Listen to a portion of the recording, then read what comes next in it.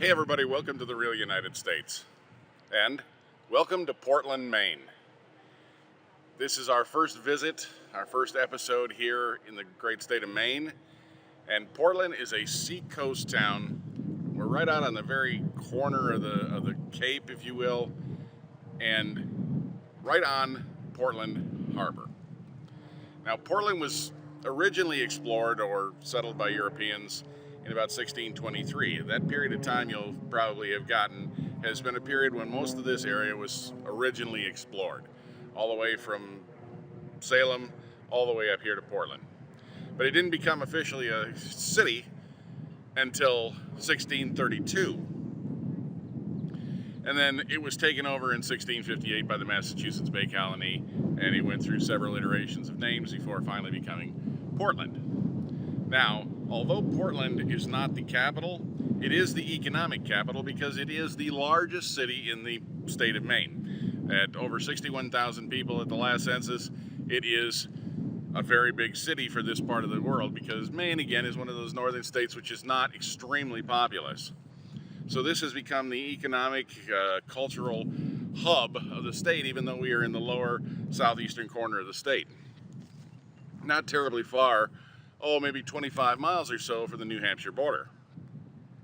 But you can see behind me here, a lot of pleasure crafts have come here to harbor. This is a very popular cruising point during the warmer months, obviously.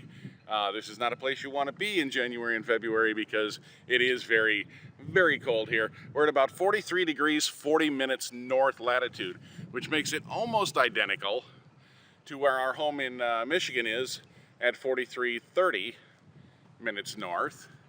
And so for us, this is not a terribly northern latitude. That's the area that we're from. But it is, at least in this part of the country, fairly far north. Now, Portland to this day is a very important port. It's one of the largest ports in the northeastern seaboard. A lot of commerce is shipped in and out of here. You see just beautiful views, hundreds of boats here.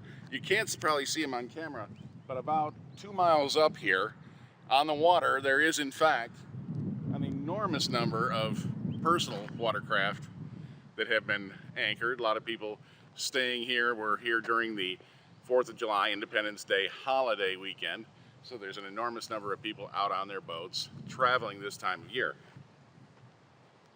Now I wanted to show you one thing here as we swing around, and that's these gorgeous old late 19th century style colonial homes up on the hill. You notice they've got the classic turret.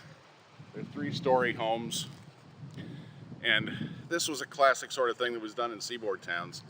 That turret with the 3rd story, sometimes that's referred to as a widow's watch, although a widow's watch typically is a balcony or small dormer at the top of the building.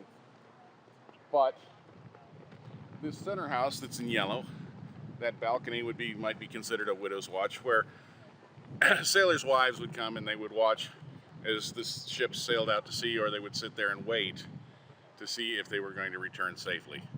Obviously a very, very rough part of the sea, this in the very northern Atlantic Ocean. Fishing was obviously the reason this town was formed. It was a huge economic center at the time in the 1600s, where that was the commodity. I mean, in those days it was fish or timber, and both of those were very popular in this area and still are today. Now there's not a lot of things particularly special about Portland beyond that. However, it is the home of Henry Wadsworth Longfellow. Now, Longfellow is important in American culture. Some of you may not even remember this, but he is in fact the fellow that wrote The Midnight Ride of Paul Revere, the famous poem about Paul Revere's ride at the inception of the American Revolution. Well, this park actually is a place, we're told, that Longfellow came and he walked through here looking at the sailing ships of the day in the mid-19th century, that he found a lot of comfort in and found a lot of inspiration in, and so that was part of what inspired some of his works. So come along and we're going to try and show you what other features there are about the city of Portland, Maine. I hope you enjoy this tour.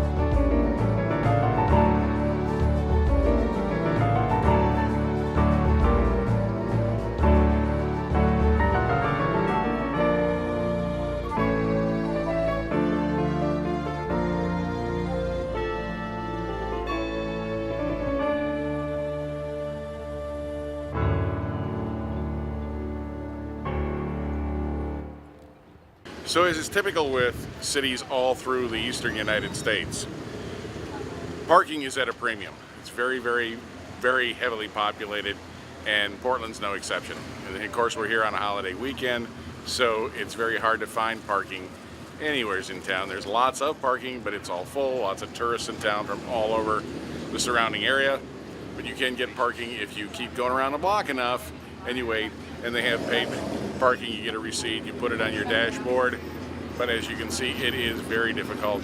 Now the fellows that were just here just pulled away while we were trying to do the first take on this, and this spot will probably fill up in about, well, 5 seconds, because there's somebody already backing up trying to get in here. So you gotta go around the block and look for parking. It's very, very difficult to find parking in any large city in the eastern United States.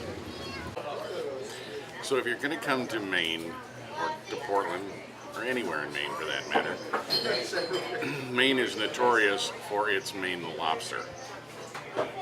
Huge, huge amount of the lobster here in the United States is trapped, captured here off the coast of Maine, and it is in great supply here in Portland.